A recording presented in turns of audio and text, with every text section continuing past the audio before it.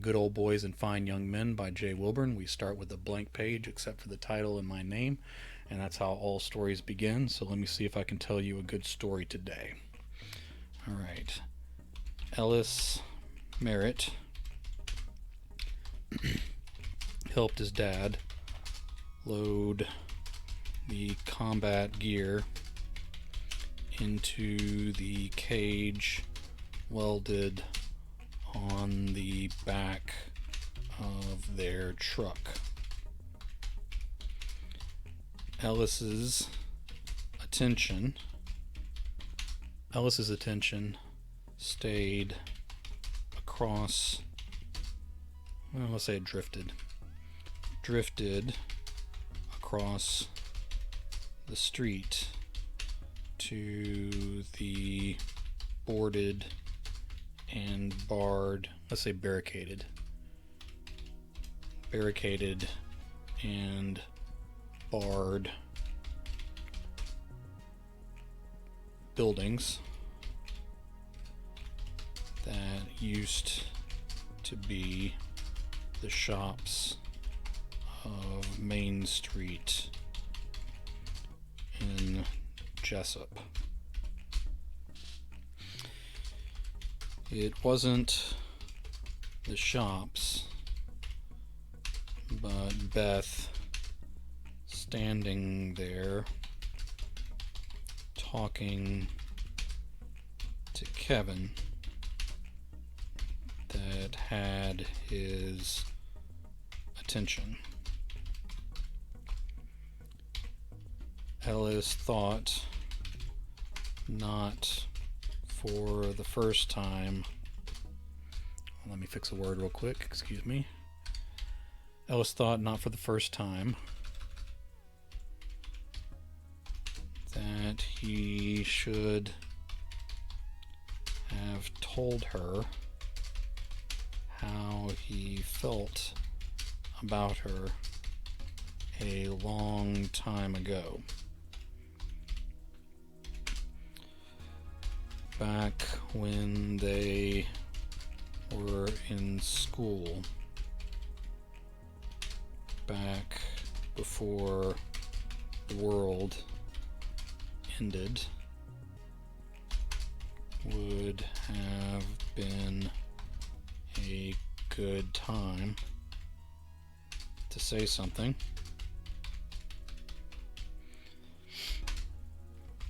Any time since they fenced off and built walls built walls to fortify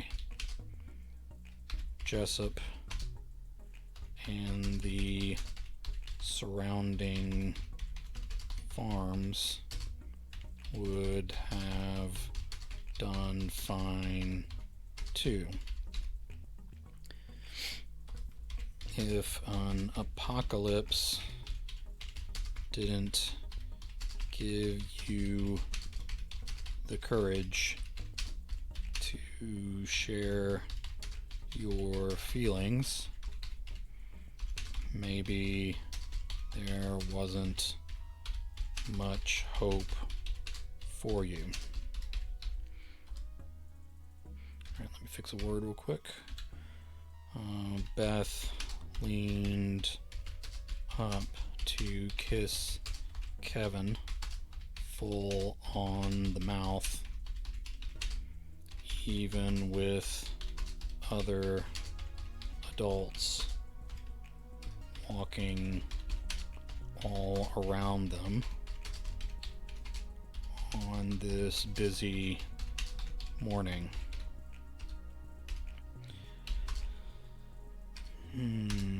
Ellis sighed out all his breath and felt deflated. His dad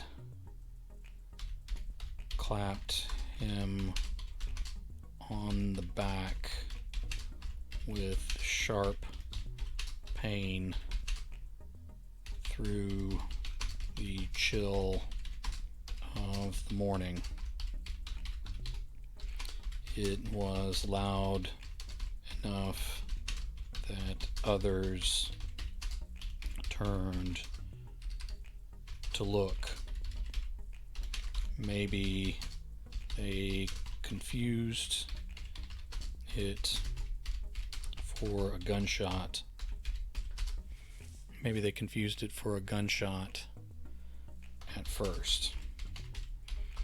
Alright, there's something I want the dad to say, but I'm not positive what it is. Alright, Dad asked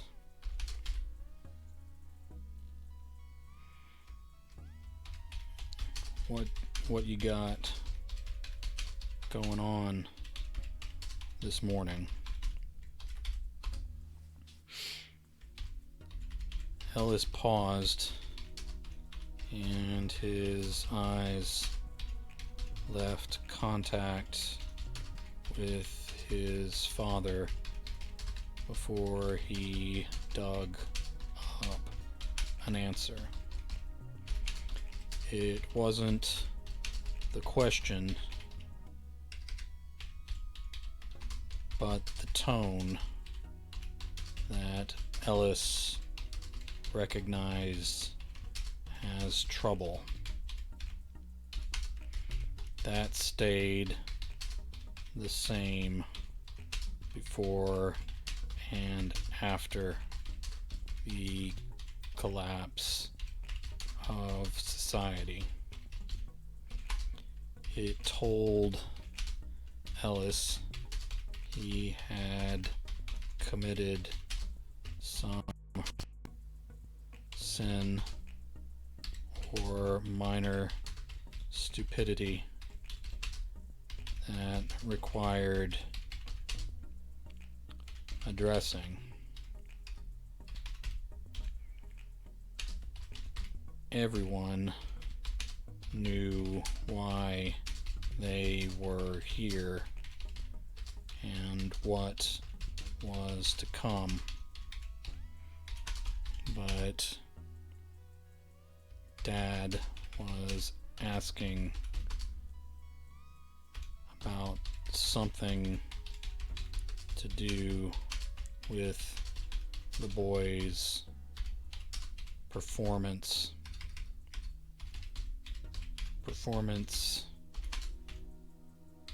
attitude or disposition. Ellis took his shot and answered, just trying to get my thoughts in order.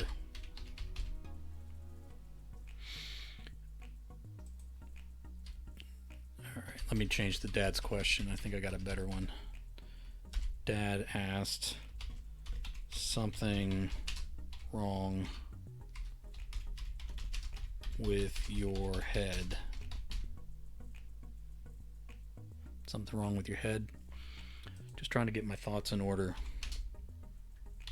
Get myself focused on what needs doing. Do it without distracting yourself on anything other than the business at hand. Today is a killing day, and if you don't have your head right from the very start, it will be your day to die. Understood? Yes, sir. Ellis kept his eyes down as they finished tying everything off. Head down and constantly working seemed to be the posture Dad preferred from his son. After they finished that, Ellis set about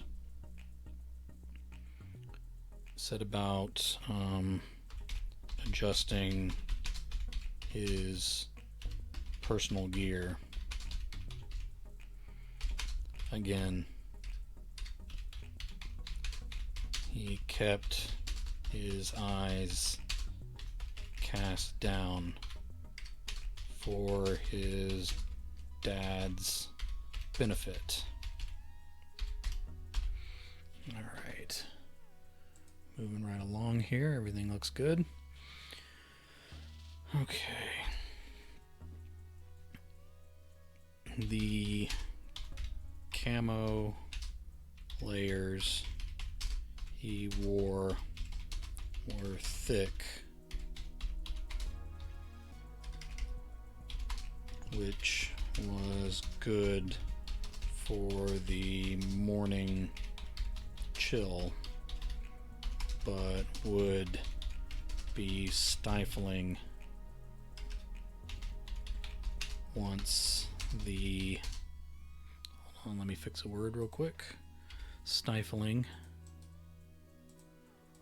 once the fighting started.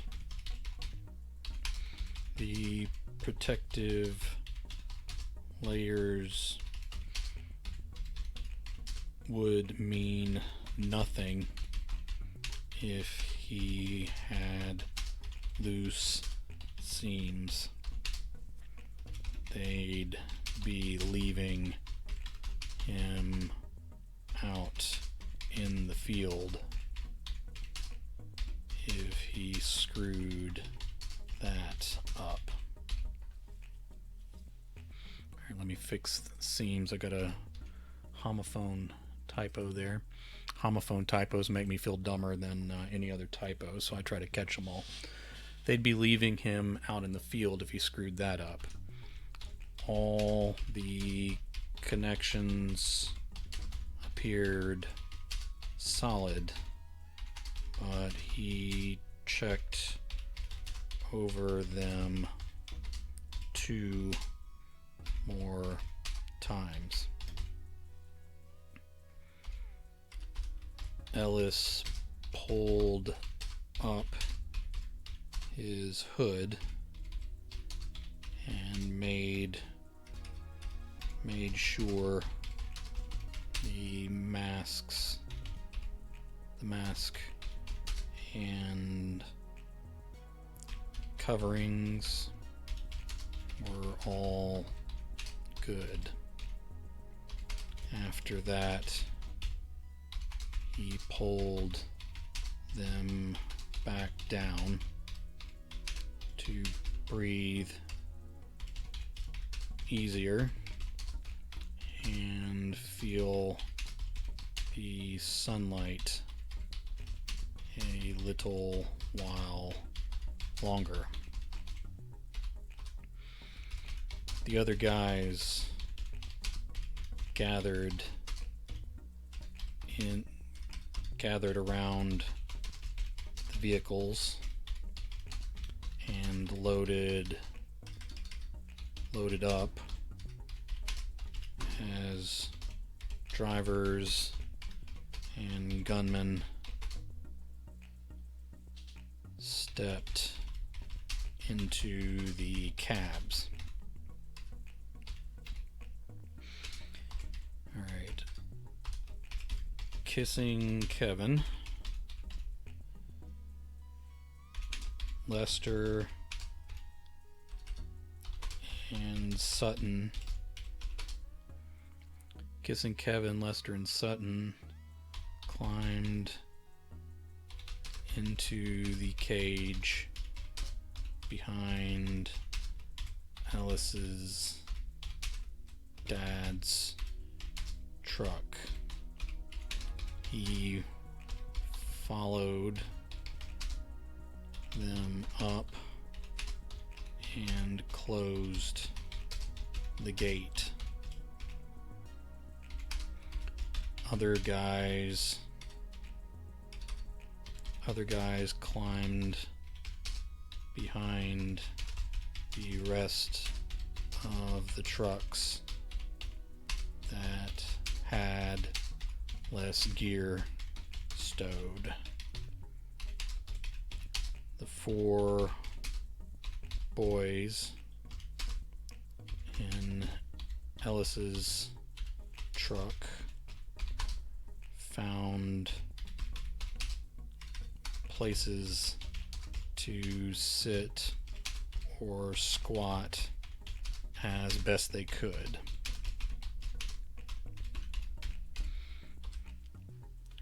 Dad's truck lumbered out first, and the others fell into line, following close to each other's bumpers.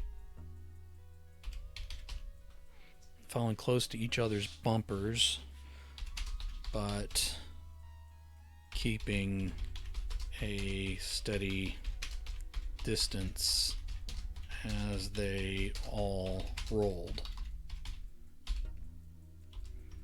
They left the populated pocket of town. A number of people watched, but no one waved. Ellis looked at Kevin's profile. Ellis looked at Kevin's profile and then searched the passing street for Beth, but did not see her.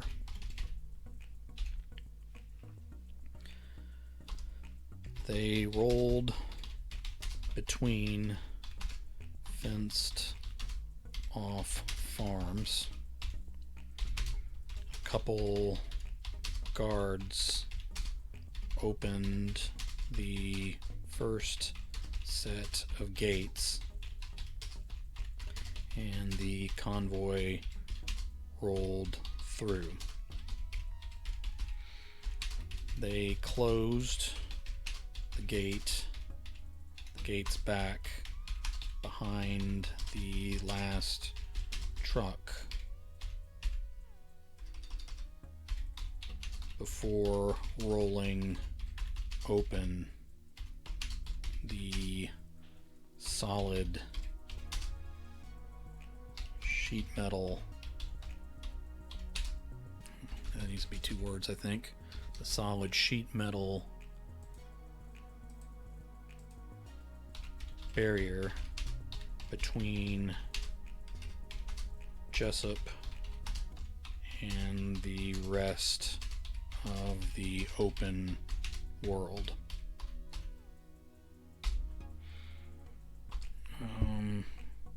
Dad took a right on the next street outside, and the others followed at a set distance from one another. They rolled along the rust-colored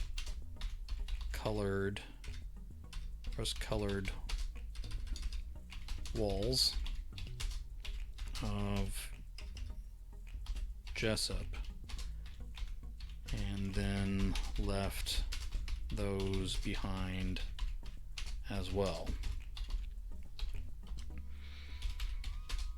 The wind was stinging cold inside the cage where the boys huddled, rocking back and forth with the motion of the vehicle. Still, Ellis left his hood down for now. Okay. Nobody spoke. There was no ball busting or chatter on any topic. Ellis couldn't hear the other vehicles, but he suspected they observed the same weighty silence.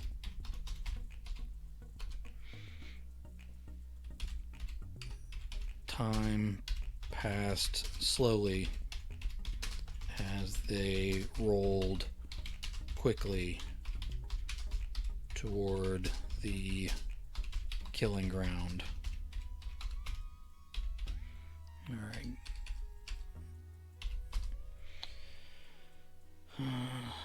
They made a turn at the Longford funeral home.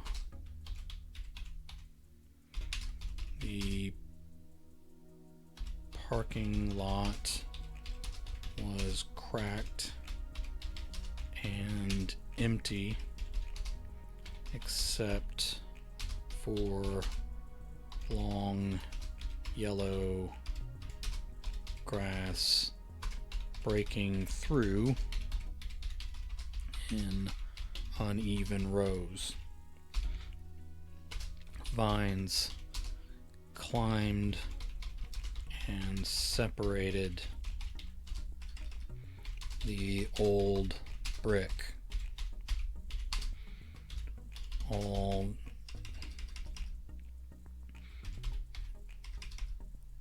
a few panes of glass had been broken out. Rotten wood showed termite damage at the connections.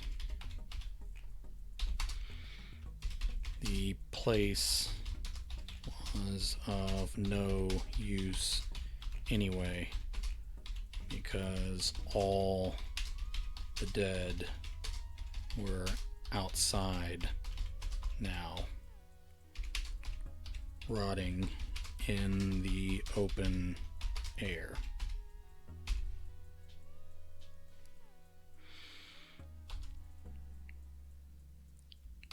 Keene Lake rolled into view to their right. It sat flat, dark, and still, with twists of mist hovering over its surface and around the edges.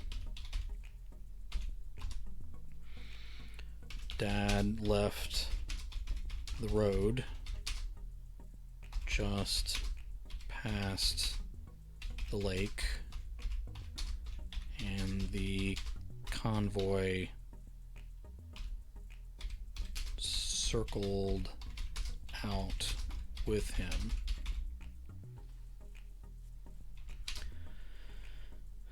As the wheels laid down the tall grasses, the open ground revealed more trucks,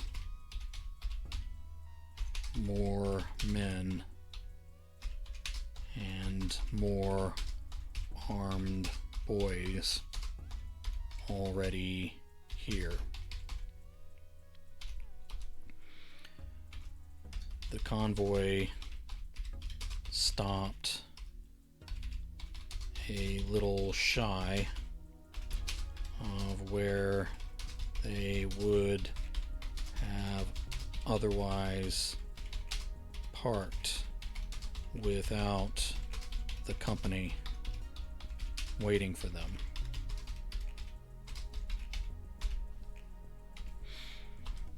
Okay, hold on just a second. Dad opened his door as quickly as he could put the truck in park. Arm up, boys, and be ready. It's almost time. It's almost time to spill some blood. Alright. Ellis opened the gate, and everyone hopped down before they untied their weapons.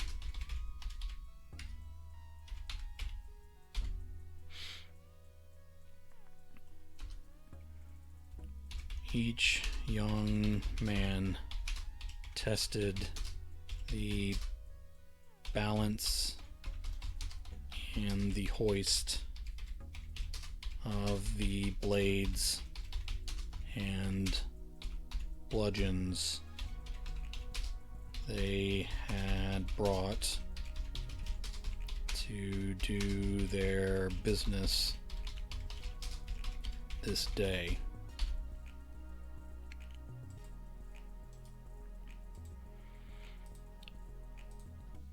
Still with their hoods down,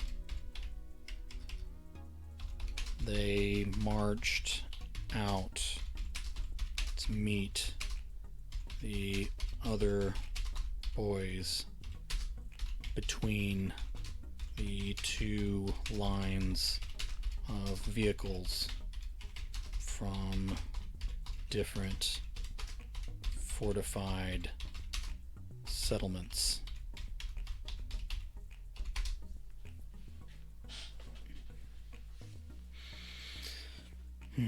The men and drivers, I say the drivers and other men, they're all men. The drivers and other men stayed with the vehicles on both sides. Where do you think they're from? Sutton asked.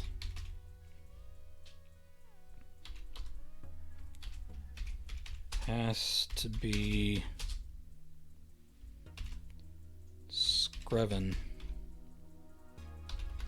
Has to be Screven, Lester said. Why does it have to be Screven? Kevin asked. Oh, I'm rhyming some words here. Why does it have to be Screven? Kevin asked. Let's see. Mr. Sutton. Okay. Ellis answered, if they came from anywhere else around. Okay, am I freezing up here? No. If they came from anywhere else around. My computer off? If they came from everywhere else around, we'd have seen them passing our walls.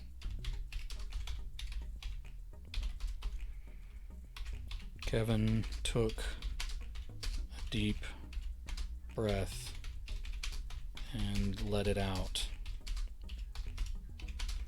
He licked his lips, the same lips Beth had kissed with all she had to give. He said,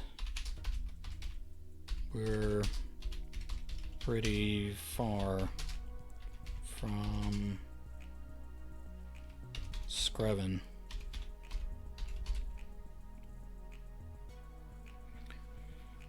Pretty far from Screven.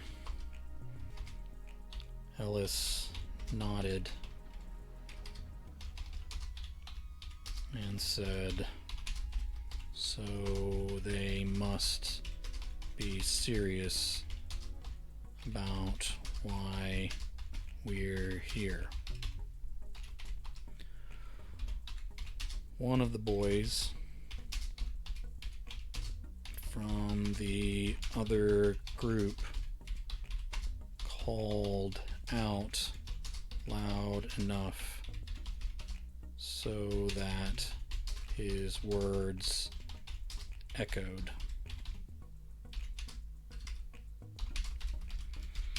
Alright, hold on, sorry. You Jessup kids sure do sleep in. Are you good and rested?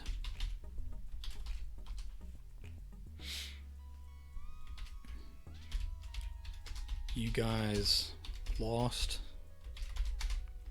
Ellis called back as they stopped a few feet apart from one another. Every boy was armed with something sharp or brutal. You can probably follow your noses back home. Screven smelled to high heaven before the world ended. Not since the paper mill shut down. One of the younger boys from Screven said.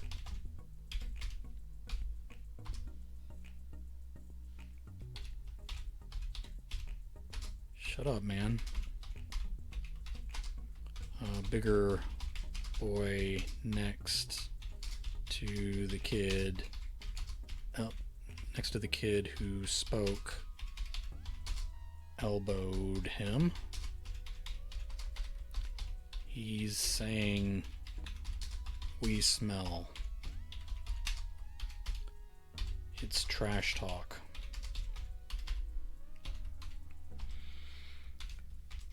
Are you guys ready for this? Are you guys ready for this? Another Screven boy asked. Mumbling, rustled up and down the line of Jessup boys. Ellis took it upon himself to answer.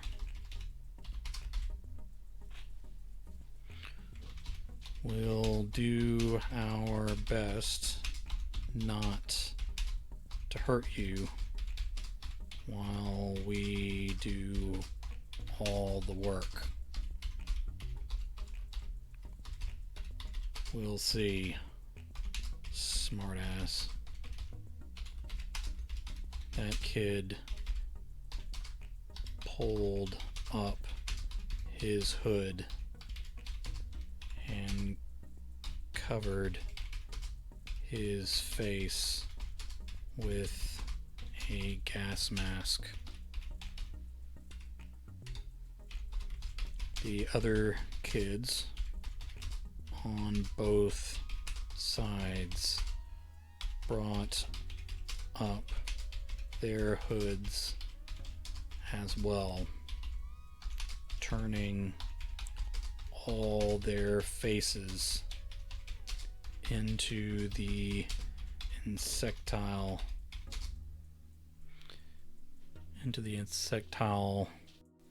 snouts that hid their human identities and personalities.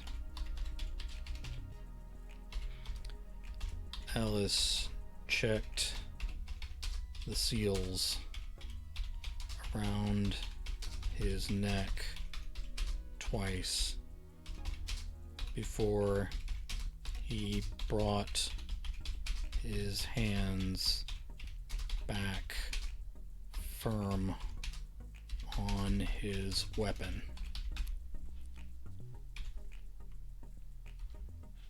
They faced one another with lifeless glass and plastic eyes.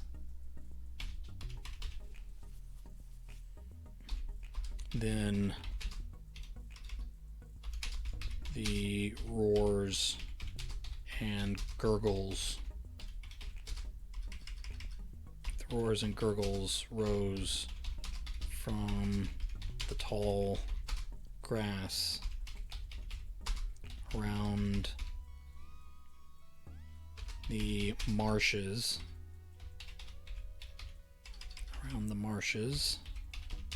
that bordered Keene Lake.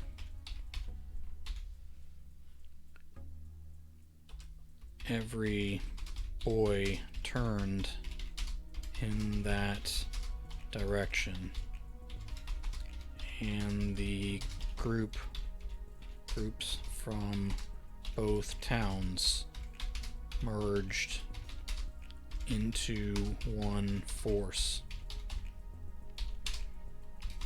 The first, hold on, need to make this a new paragraph.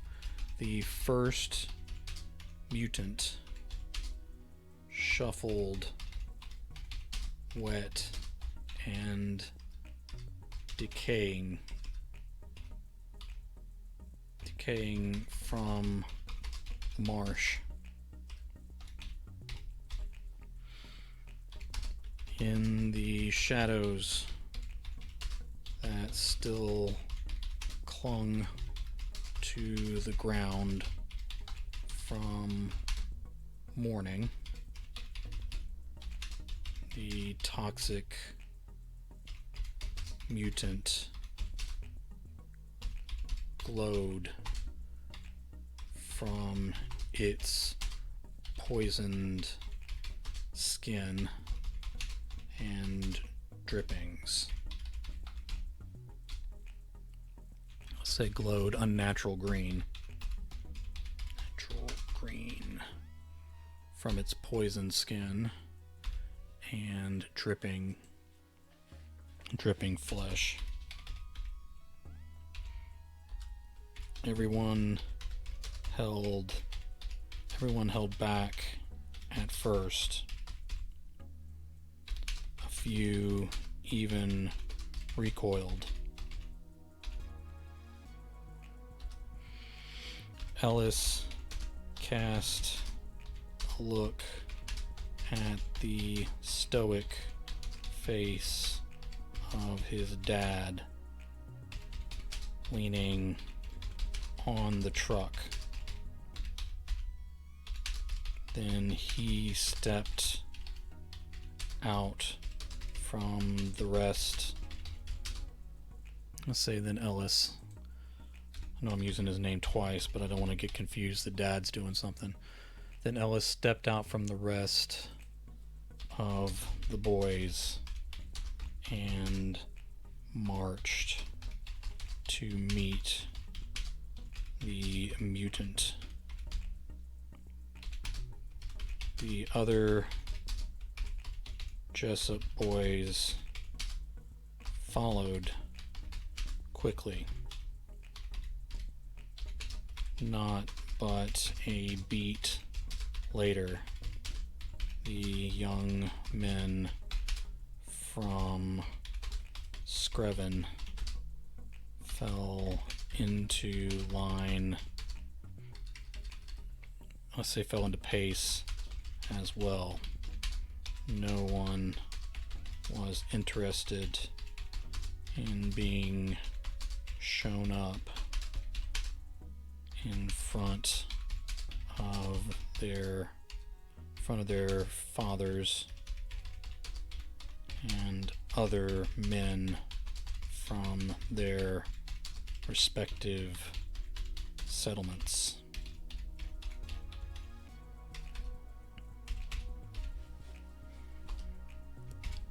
Ellis made sure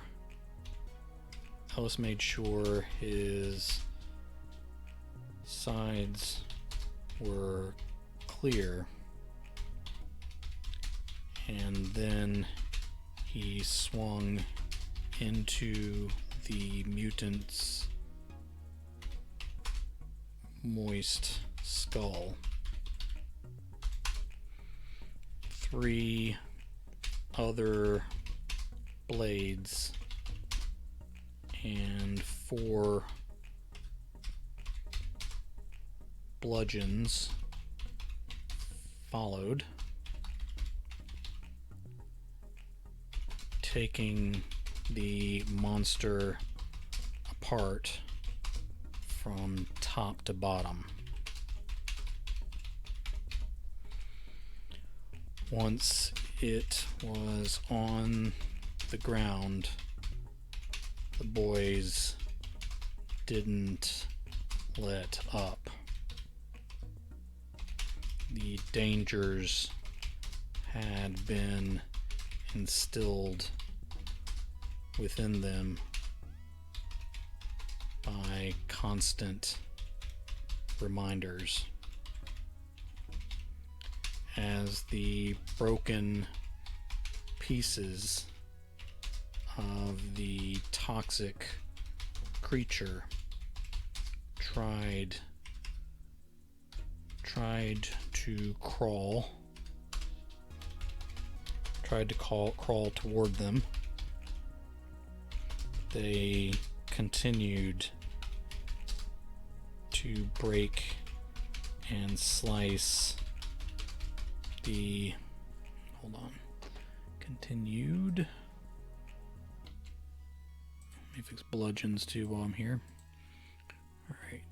Continued to break and slice the thing into smaller and smaller pieces until those toxic bits stopped twitching too.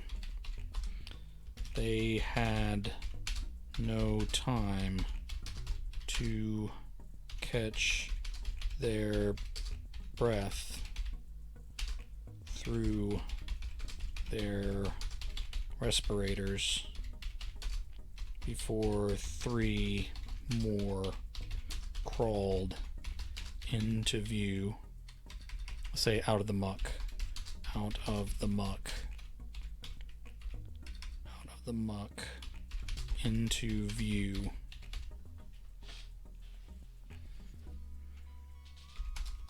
The boys separated into 3 half circles to deal with the new threats.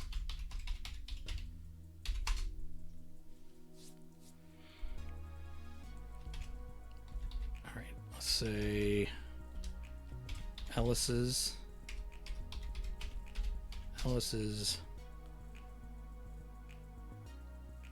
unit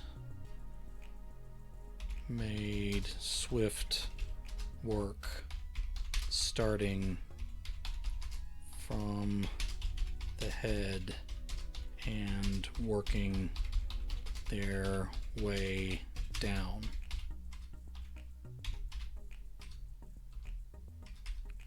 The one on the right gave more trouble, grabbing a few of the boys after its arms had come off.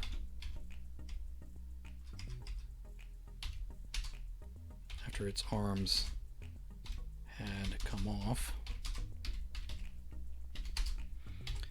Ellis nearly went over to help, but they finally got their own monster pulverized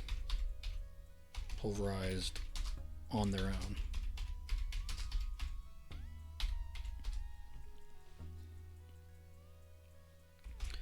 Another 7 mutants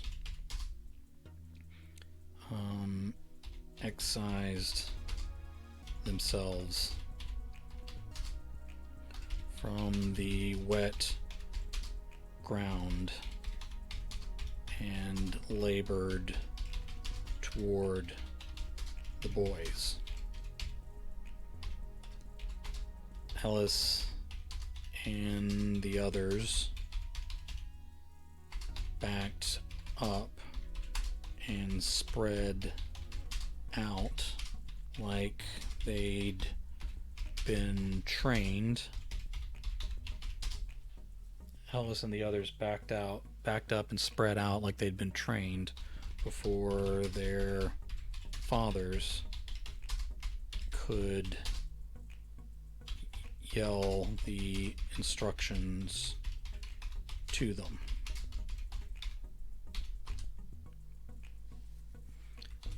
These did not want to go down. Ellis, Kevin, Lester, and Sutton found themselves striking and retreating over and over, well into the dry ground and grass. Dry ground and grass. Okay.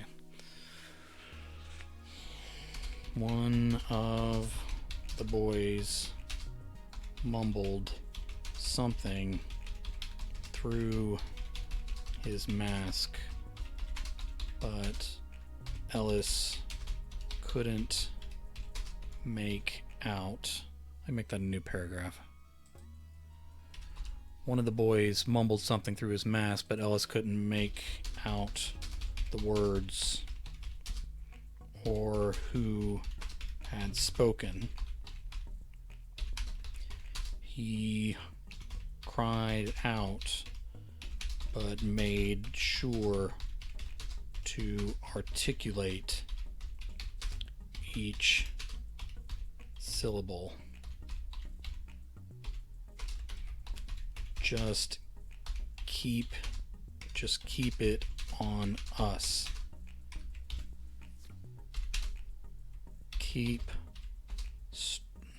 I got two punctuations here. Hold on. Just keep it on us. Keep striking its head and joints. They ducked a few grabs.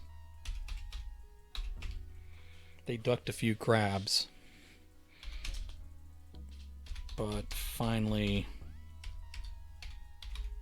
brought the creature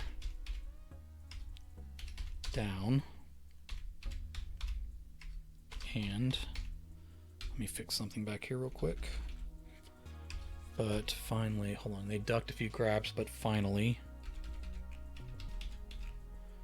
why am I misspelling that? I think the computer is lying to me. It is. Finally brought the creature down and dispatched its pieces without getting into trouble. The four of them cheered through their masks as they stepped over the melting, steaming pieces of ruined flesh. Killing the grass. All right.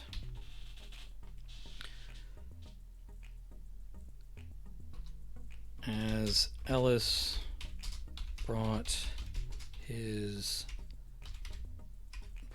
eyes up and forward, he couldn't believe what he was seeing through the lenses of his mask. One of the Screven kids found himself pinned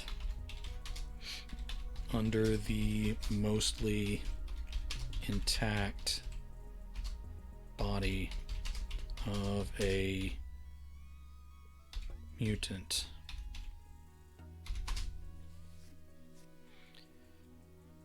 He still screamed as the green teeth tore, as the green, this is Screven, so let me make sure I'm spelling the town right. Alright, he still screamed as the green teeth tore into him over and over. Kids from the other pockets of fighters from both towns stood over their defeated mutant flesh, but only watched as the surviving mutant feasted.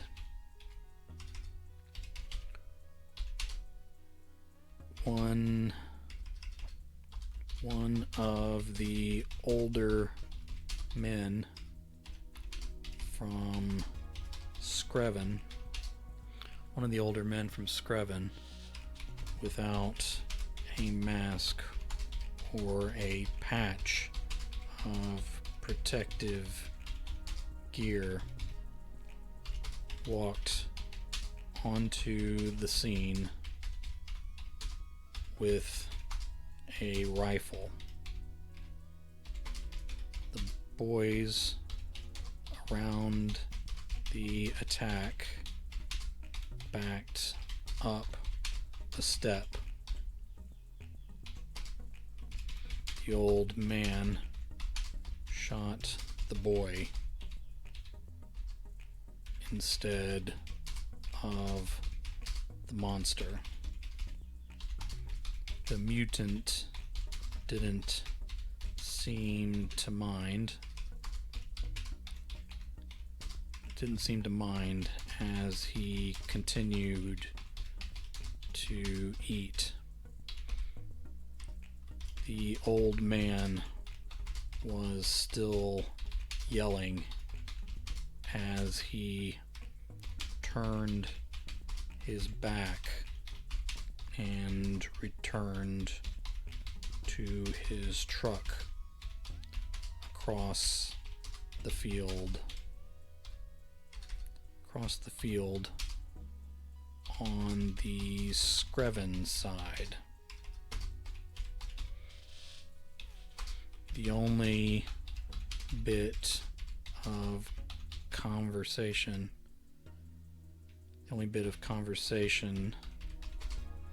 Ellis picked up was, "Clean up your own damn mess." The other boys,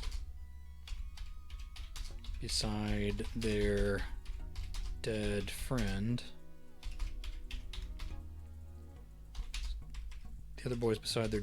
started chomping into the toxic creature again.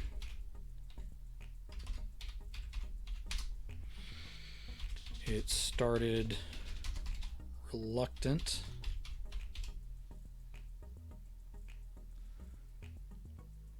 but then picked up intensity as it started to look more like a revenge attack. "Whatever works," Ellis mumbled to himself. The others watched, even as another scattering of mutants approached the field. Ellis ran forward and started. The others watched even as another scattering of mutants approached the field. Ellis ran forward and started shoving his friends in the direction of the attack. When they still didn't respond, he cursed at them and shoved their heads in the direction of the approaching wave of mutants. Everyone started to wake up, and they lifted their weapons. All of them were out of formation, but at least they were back on task.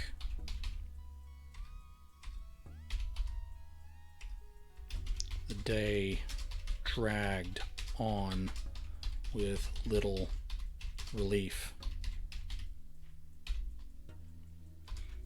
The Screven boys struggled to keep up.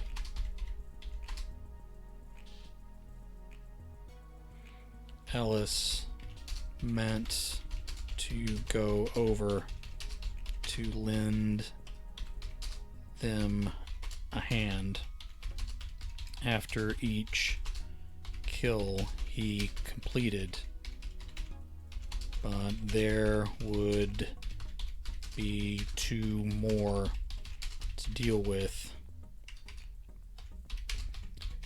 in front of him every time. None of the men came out to help.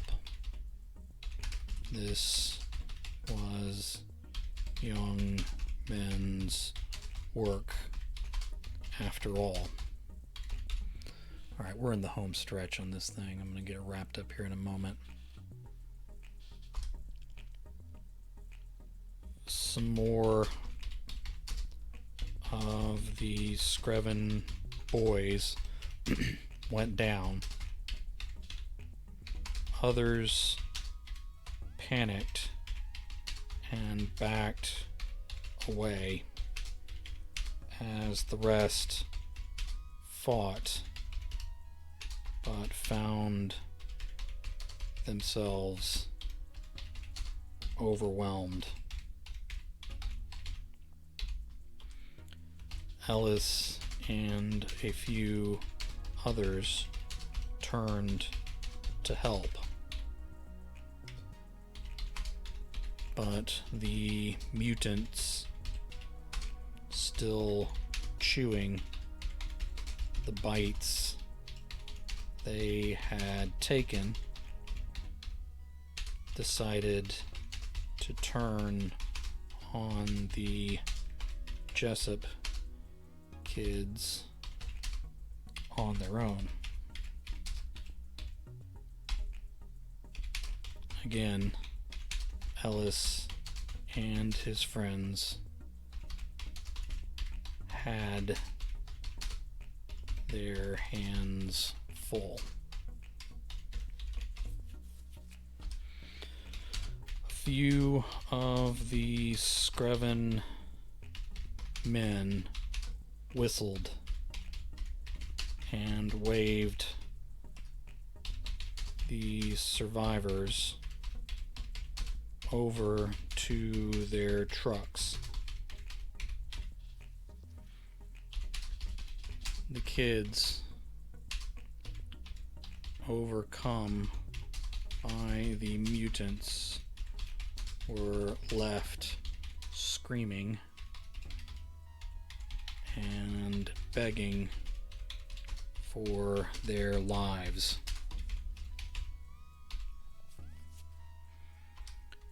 Now, Ellis and his friends from town found themselves backing away as they fought. No one from Jessup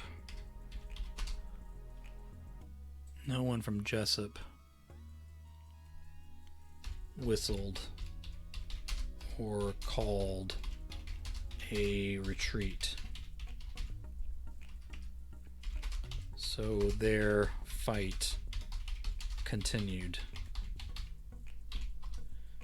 In one very brief pause in the action,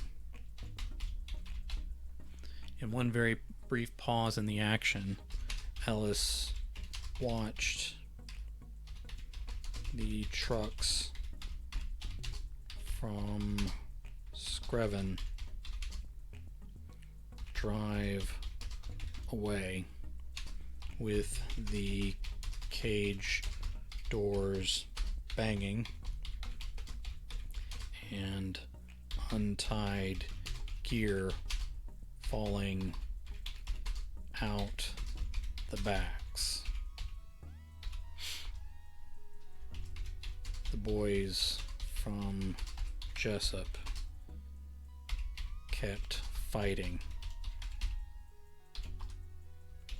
The grass around the killing field had turned white and withered away to large patches of dead, spoiled ground. Pieces of flesh smoked and burned in these patches, making the air waver all around them.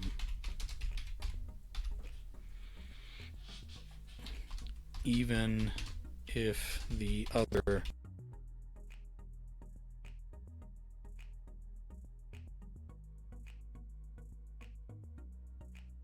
I do not know if I've frozen up on you guys here or not.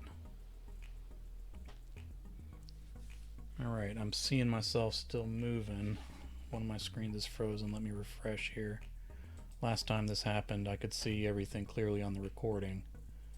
But just making sure that we're still up here. So it looks alright.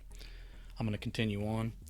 Even if the other men wanted to help, they would pass out cold and dead before they got a few feet into this putrid zone.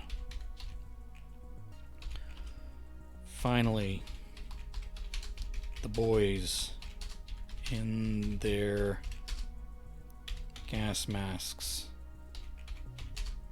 with the metal of their weapons turning black from all the fluids off the toxic mutants. Alright, finally the boys in their gas masks with the metal of their weapons turning black from all the fluids of the toxic mutants got back to the position. Let's say fought back to the position where the boys from Screven had been abandoned by the men of their town. There wasn't much left, but at least the last few feeding mutants were distracted. The boys made short work of them. It was short for their weary muscles and for the amount of chopping required to make all the pieces of a mutant, make a mutant of a mutant finally go still. The others started to walk away.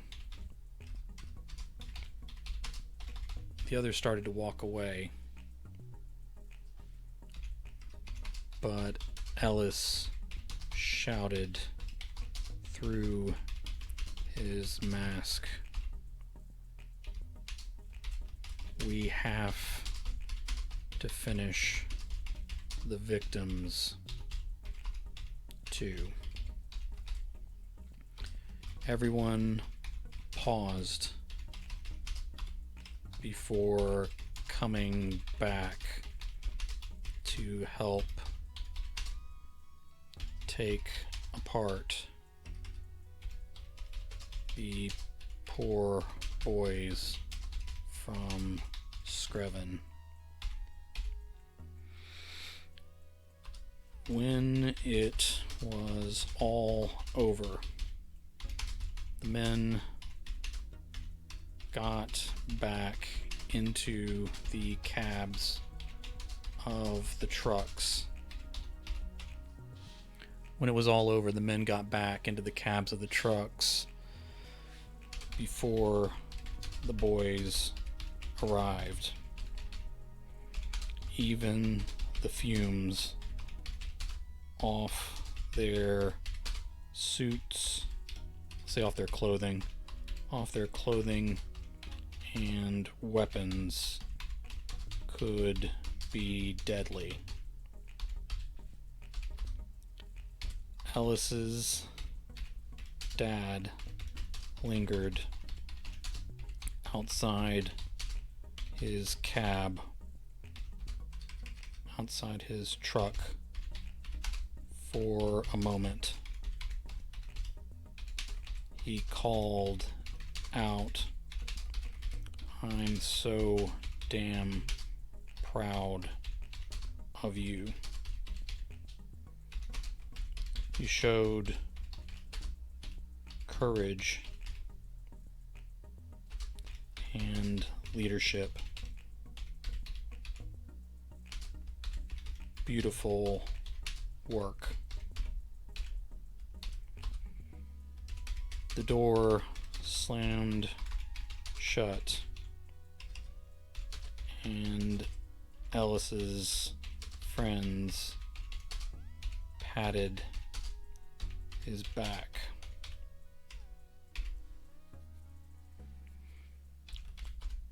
They tossed their weapons into the center of the truck bed, and the four boys,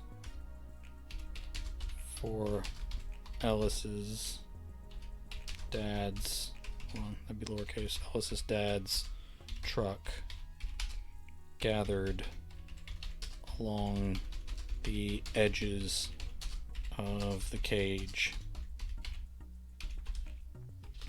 As the convoy rolled out, the boys kept their masks on.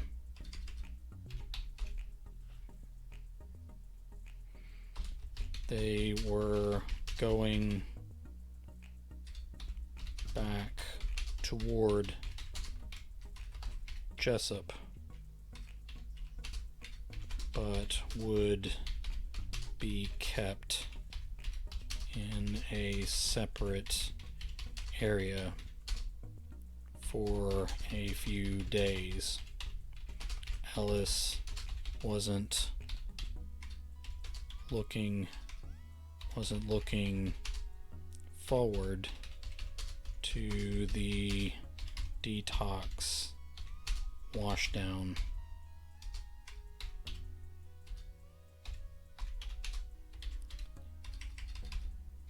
It hurt his skin.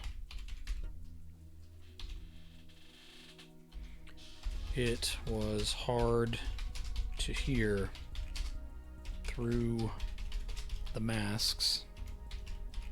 It was hard to hear through the masks and the wind of the speeding trucks. But one of the guys yelled,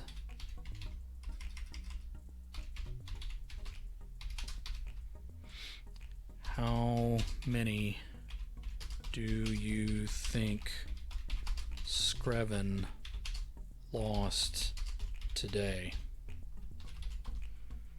No, okay, I'll say if anyone answered, Ellis didn't hear it. He knew he had no answer. Kevin shouted out from across the truck, across the cage, from Ellis, "I miss Beth. I wish I could see her sooner."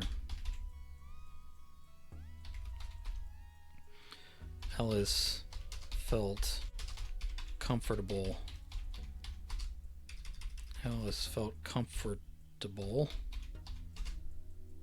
Staring at Kevin through the concealment of their masks. He felt a swirl of toxic jealousy. There weren't as many options since the world ended. He should have had the courage to tell Beth how he felt sooner.